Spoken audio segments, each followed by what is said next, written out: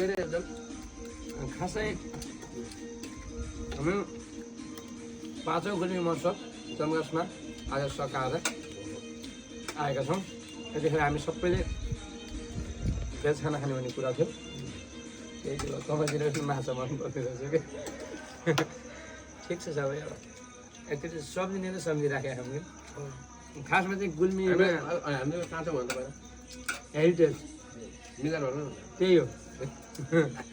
विशेष गरी हामी अर्गलीमा रहेको अत्यन्तै सफा सुन्दर खाना पाउने ठाउँ एग्रो हेरिटेज होइन त्यसमा छौँ।